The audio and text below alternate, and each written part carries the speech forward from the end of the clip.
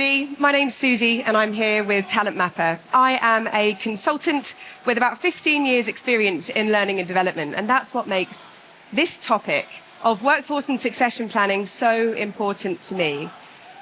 But they're having a good time.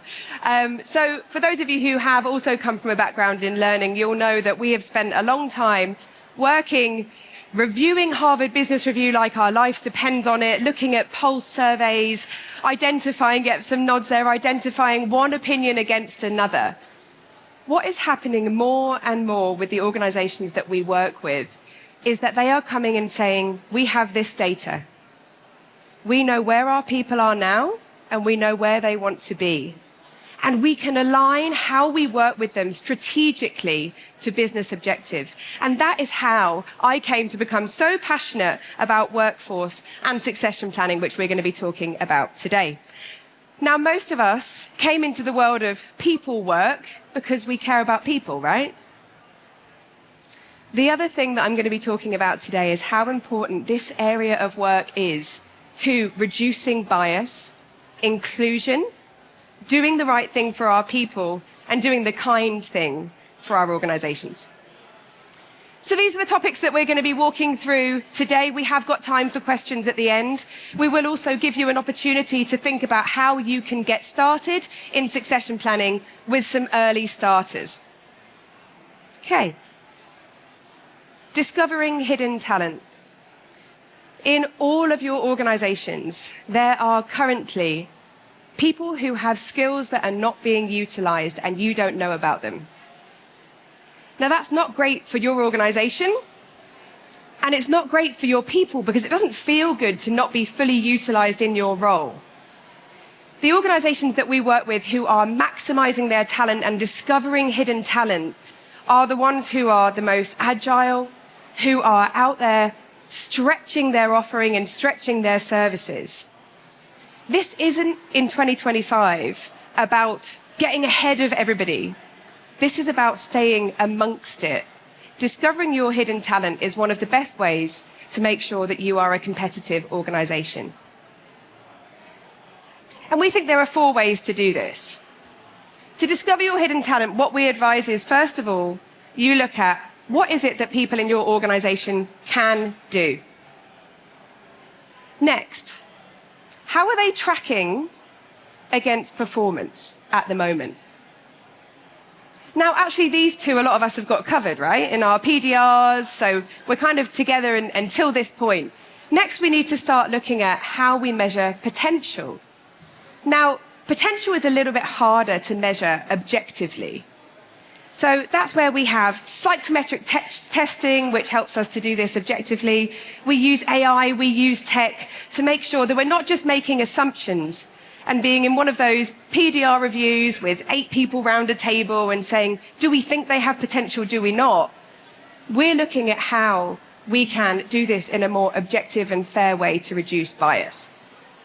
You can take those 3 things, do a gap analysis, and then you align it to your business strategy. And that's where things get really exciting. We are seeing more and more HRDs, CPOs, HRBPs at the top table, more and more.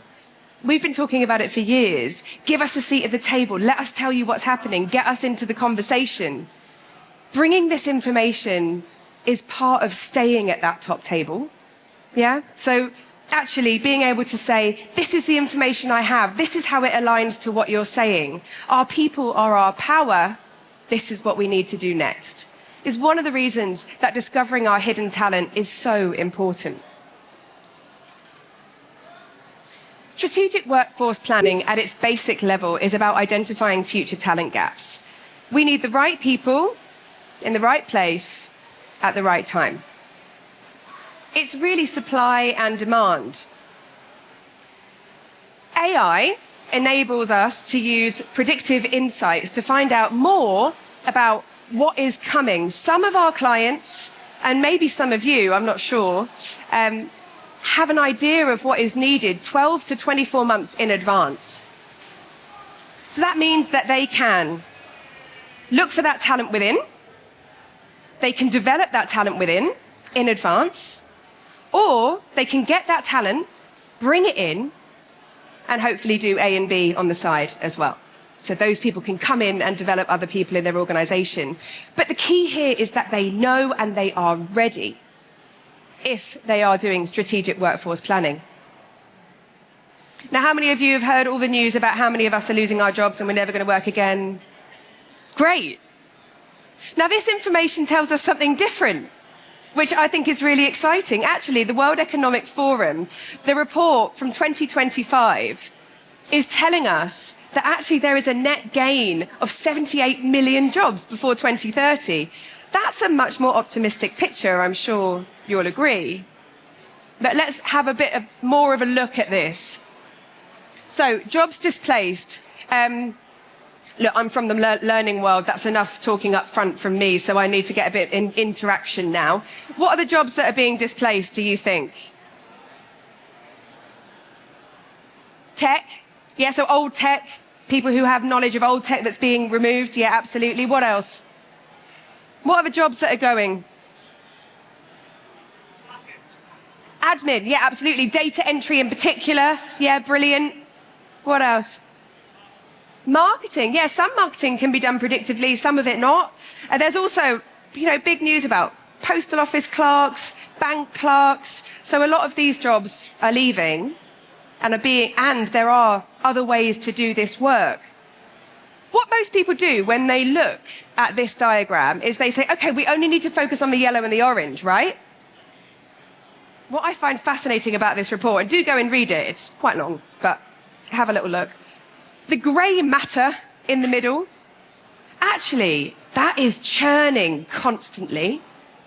They're saying there's going to be a 39% change in the skills in this middle section before 2030. Now, that's actually less than in 2023 in the report where they told us it was going to be about 44%. That's exciting because it tells us that the work that we're starting to do on preparing people, on getting skills up to where they need to be, on getting in front of the skills that are needed for the future workforce, that it's working. So what we're hoping to see in the next couple of reports is that percentage keeps going down and down.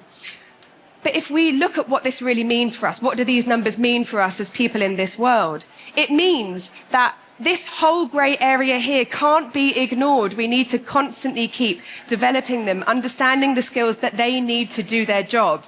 We can't just say, gone, fine, coming. It's gone, develop. And then there's this top section, 170 million jobs. What I'd like you to do is talk to the person next to you just for 2 minutes and introduce yourselves, and actually challenge. If you're sat next to someone that you're already with, turn the other way. It's networking after all. What I'd like you to do is ask each other, what are the jobs in your industry, in your field, maybe even in your organization that you think are going to exist in 2030 that don't now? Off you go. All right, team, thank you. I'd love to hear a couple of them. I wonder if there's a couple of these new jobs. This is basically like me job shopping for my kids. Can we hear a couple of these new jobs, please? What do we think? Yes, let's go. Is it working? This might not be a new job typically, but we're a business that have grown very rapidly. We were only founded in 2019. Yeah. So currently we don't have project management and we don't have implementation. But across the board, I think project management you will probably see people start either developing in that, nice, or more roles going into that when you get new tech and you're bringing new tech in and so on and so forth. Yeah. Potentially project management. Such a great point. If I may, I actually think that that's a really great point about this grey area here. Yes, it's a job that exists, but you're talking about the way that it happens in our organisation. We need them to be faster, smarter, in context, developing projects, using all the tools that we need them to. I think that's brilliant. Thank you. What else have we got? Can we have 2 more, Marcel? Anyone else? Any new jobs? Go on. Thanks. So I'm marketing, which apparently is getting taken over by AI. That's a real shame. You guys should talk. I know we should talk after. But obviously, as AI becomes bigger in marketing, I think there's going to be a much greater need for more human elements of marketing. So how you can really make marketing as human and as relatable as possible. Really That nice. strategy is going to be a big thing. That's interesting. That's also, it's almost a contradiction to what people think quickly, isn't it? Yeah. So actually how we keep things human is going to be a real opportunity. Thank you, Katie. Let's get one more. Or a development of an area. Yes. Thank you. I work in the NHS, and I think in terms of like robotics and programming and developers, so it's just starting off now, but I think it's going to be big, especially for a lot of like the admin heavy tasks. Yeah. So yeah, I think there's going to be a big skill mix for that. So. Wow. Thank you. Thanks very much. Okay, brilliant. So that's great. I mean, what I want to leave you with from this slide is that there are reasons to get excited, and there are reasons to think about this in a positive way. And there's two more things from this report that I think are brilliant and that we really care about at TalentMapper. One is that health and well-being has moved from, in 2023, being the 9th most important strategic objective to being number 1. Brilliant. So when it's still being sidelined, we now have all this evidence to say, let's not sideline that, it is number 1. And alongside that, one of the best talent attraction techniques is to tap into diverse talent, to really bring in a representation of the world that we live in. So these two things are really exciting. And back to this topic of workforce and succession planning, this can really help you to do that properly. All right, let's move forward. Just want to throw back to how this hasn't been easy for a long time. Workforce and succession planning has led to us, and in lots of our cases, not really wanting to do it this way, but having to categorize people. There's been having to guess potential. I feel like they can do it. I'm not quite sure. Maybe they can, maybe they can't. These sorts of conversations. And then there has been bias, there's been subjectivity, and it's taken a huge amount of time and focus. We think that the future looks like this. Now, of course, this is a big lifted up version of what we think strategic workforce planning can look like. We need to understand the skills and capabilities in our organizations. And we need to understand it properly and live all the time. We need to be able to take a snapshot at any moment. Who's here? What can they do? What are they great at? But not just that, it's what do they want? So some of you, again, who might be looking after the development part of your organizations, you might be having lots of conversations about career conversations, career pathways. That's all of us getting ready for this model. So how do we have the best conversations to understand where people are going? And then we need to understand availability of those people. What are they doing at the moment? What's happening underneath them? Is there any availability? Is there any capacity? Normally, if I'm honest, the answer is no. That's where you get this constant evolving dynamic workforce. Because for this person who you need to go here to move, what needs to happen? Their space needs to be filled. And that's another opportunity for someone else.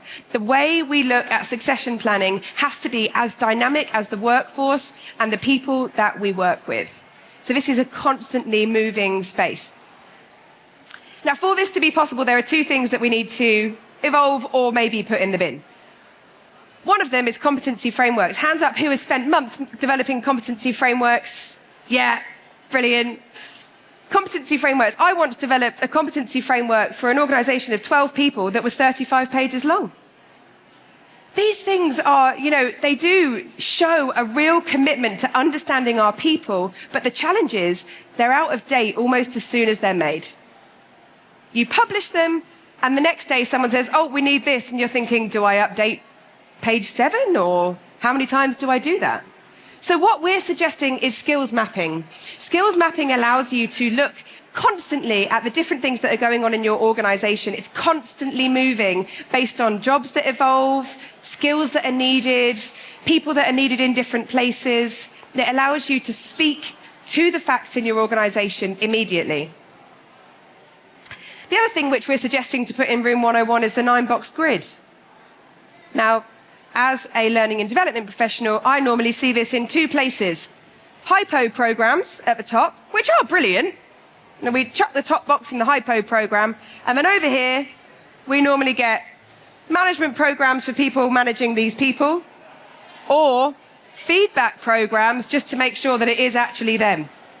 So That's how these things tend to work. But really, it's just categorizing people. We've got some problems here around performance. Yes, we can normally measure that in our PDRs and metrics. This part up here, as I mentioned before, really hard.